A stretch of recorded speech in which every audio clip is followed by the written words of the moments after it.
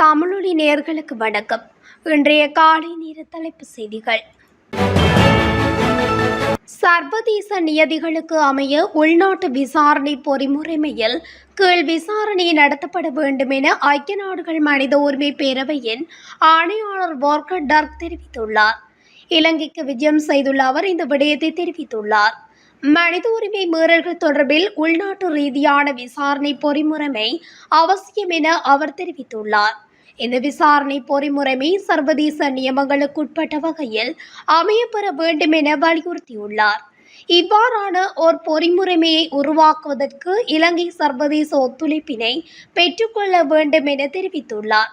பயங்கரவாத தடை சட்டம் மற்றும் ஆன்லைன் பாதுகாப்பு சட்டம் என்பனவற்றை ரத்து செய்யுமாறும் ஐக்கிய நாடுகள் மனித உரிமை பேரவையின் ஆணையாளர் வால்கர் டர்க் இலங்கை அரசாங்கத்திடம் கோரிக்கை விடுத்துள்ளார்.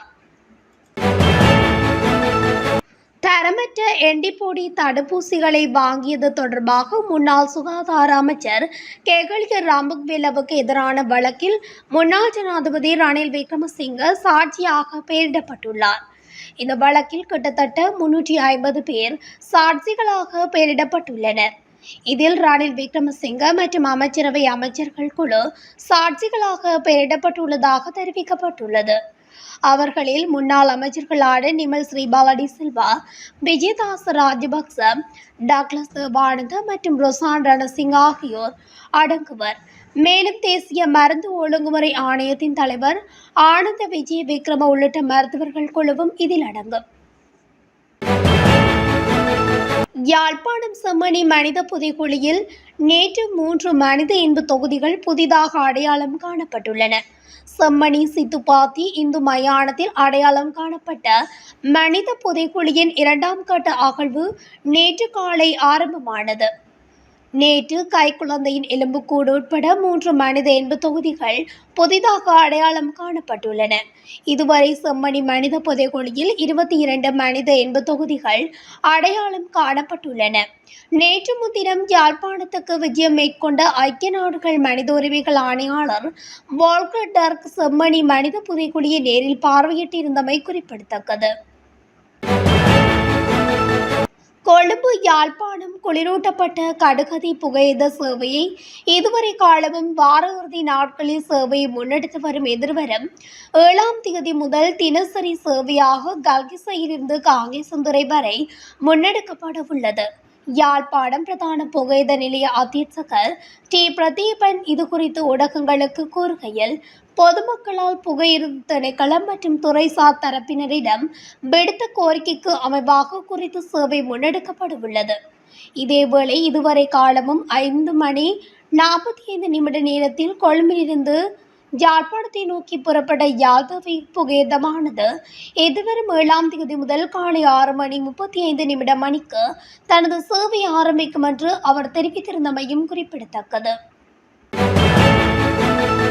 இலங்கை இராணுவத்தின் புதிய இராணுவ பதவி நிலை பிரதானியாக இலங்கை பொறியியலாளர் படையணியைச் சேர்ந்த மேஜர் ஜெனரல் கபில தொலகே நியமிக்கப்பட்டுள்ளார்.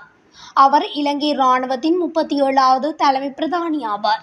மேலும் இந்த புதிய நியமனம் நேற்று முதல் அமலுக்கு வரும் எனவும் அறிவிக்கப்பட்டுள்ளது. நேற்று அதிகாலை 1:30 மணியளவில் ஒரு குடவத்தை பகுதியில் ஒரு கொள்கல லோரியொன்று முச்சக்கர வண்டி மீது கவிழ்ந்து விபத்துக்குள்ளானது.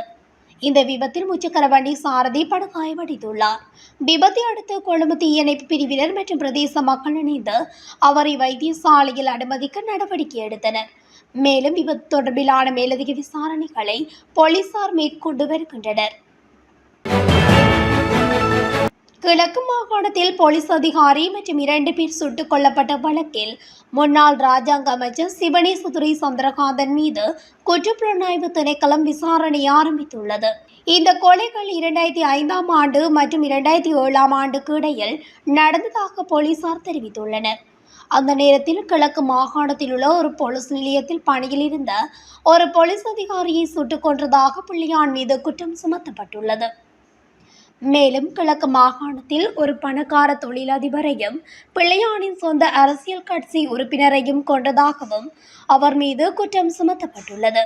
இந்த கொலைகள் தொடர்பாக எதிர்வரும் நாட்களில் பிள்ளையான் விசாரிக்கப்பட உள்ளதாக தகவல் வெளியாகியுள்ளது. 2025 ஆண்டுக்கான காப்போது உயர்தர பரீட்சை நவம்பர் 10 முதல் டிசம்பர் 5 வரை நடைபெறும் என்று பரீட்சைகள் திணைக்களம் உறுதிப்படுத்தியுள்ளது.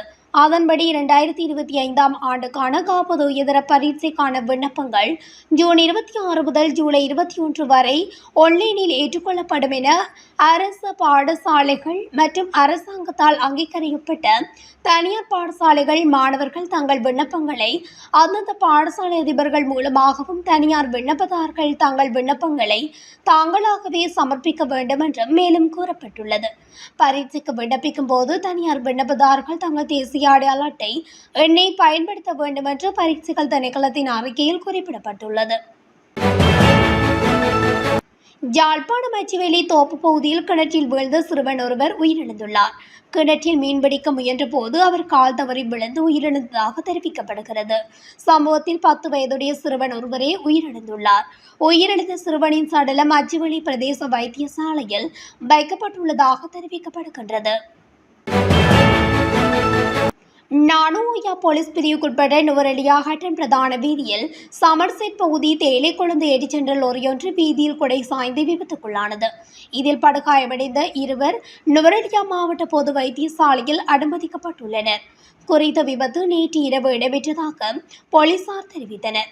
நுவரெலியா ஒலிஃபென்ட் தோட்டத்தில் இருந்து நானூயா சமர்செட் தேயிலை தொழிற்சாலைக்கு தேயிலை கொழுந்து ஏற்றிச் சென்ற லொரியை இவ்வாறு வீதியை விட்டு விலகி தேயிலை கொழுந்துடன் விபத்துக்குள்ளானதாக நானூயா போலீசார் தெரிவித்தனர். உப்பின் விலையை குறைத்து அதிகபட்ச சில்லறை விலையில் உப்பை விற்பனை செய்ய தீர்மானித்துள்ளதாக இலங்கை உப்பு உற்பத்தியாளர்கள் சங்கம் தெரிவித்துள்ளது.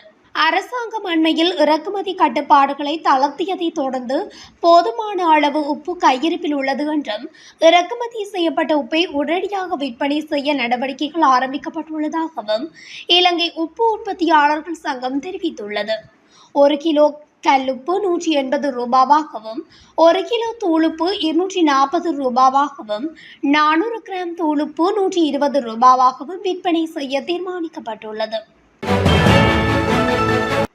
இஸ்ரேலில் கட்டுமான துறையில் உள்ள வேலைகளுக்கு தகுதியான தொழிலாளர்களை பதிவு செய்யும் பணி இன்று தொடங்கும் என்று வெளிநாட்டு வேலைவாய்ப்பு பணியகம் தெரிவித்துள்ளது. பொது புனரமைப்பு பணிகள், பீங்கான் ஓடு வேலைகள் மற்றும் பிளாஸ்டரிங் வேலைகள் போன்ற வேலைகளுக்கு தொழிலாளர்கள் பணியகத்தின் வலைதளம் மூலம் பதிவு செய்யப்படுவார்கள். 25 வயது தொடக்கம் 45 வயது உட்பட்டவர்கள் ஆண்கள் இதற்கு விண்ணப்பிக்கலாம். மேலும் தேர்ந்தெடுக்கப்பட்ட வேலை வகைக்கு ஏற்ற நல்ல அனுபவம் பெற்றிருக்க வேண்டும் என்று வெளிநாட்டு வேலைவாய்ப்பு பணியகம் கூறுகிறது. விண்ணப்பதாரர்கள் 10 ஆண்டுகள் பாடசாலை கல்வியை முடித்திருக்க வேண்டும் என்றும் அடிப்படை ஆங்கில அறிவு இருக்க வேண்டும் என்றும் பணியகம் கேட்டுக்கொண்டுள்ளது.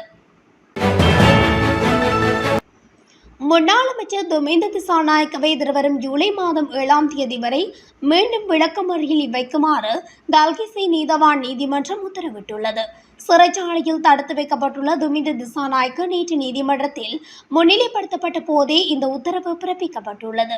கொழும்பில் உள்ள சொகுசு தொடர்மாடி குடியிருப்பு ஒன்றில் நிறுத்தி வைக்கப்பட்டிருந்த காரில் இருந்த பெண்ணிடமிருந்து தங்கமுலாம் பூசப்பட்ட T56 ரக துப்பாக்கி ஒன்று போலீசாரால் கைப்பற்றப்பட்டிருந்தது. இதனாலேயே இவர் கைது செய்யப்பட்டிருந்ததும் குறிப்பிடத்தக்கது. சுகாதார அமைச்சின் முன்னாள் செயலாளர் ஜனக சந்திரகுப்த கைது செய்யப்பட்டுள்ளார். தரம் குறைந்த மருந்து பொருட்களை இறக்குமதி செய்த விவகாரம் தொடர்பில் இந்த கைது நடவடிக்கை மேற்கொள்ளப்பட்டுள்ளது. தரம் குறைந்த மருந்து பொருள் இறக்குமதி தொடர்பிலான விசாரணைகளில் வாக்குமூலம் அளித்ததன் பின்னர் ஜனகவை அதிகாரிகள் கைது செய்துள்ளனர். லஞ்ச ஊழல் மோசடி தவிர்ப்பு விசாரணை ஆணைக்குழு அதிகாரிகள் இந்த கைது நடவடிக்கையை மேற்கொண்டனர். பூசா சிறைச்சாலையில் தடுத்து வைக்கப்பட்டுள்ள கைதியொருவர் சந்தேகத்துக்கிடமான முறையில் உயிரிழந்துள்ளதாக போலீசார் தெரிவித்தனர். இந்த சம்பவம் நேற்று பிற்பகல் இடம்பெற்றுள்ளது. பூசா சிறைச்சாலையில் தடுத்து வைக்கப்பட்டுள்ள கைதியொருவர் சிறை கூண்டினுள் இருந்து தூக்கிட்ட நிலையில் சிறைச்சாலை அதிகாரிகளால் மீட்கப்பட்டதை அடுத்து கராப்பட்டிய வைத்தியசாலையில் அனுமதிக்கப்பட்ட பின்னர் உயிரிழந்துள்ளதாக போலீசார் தெரிவித்தனர். கொழும்பு பகுதியைச் சேர்ந்த கைதியொருவரே இவ்வாறு உயிரிழந்துள்ளார். இத்துடன் தமிழொலியின் இன்றைய காலை நேர தலைப்பு செய்திகள் நிறைவடைகின்றன. தொடர்ச்சியாக செய்திகளை அறிந்து கொள்ள தமிழொலி ஊடகத்துடன் இணைந்திருங்கள். நன்றி, வணக்கம்.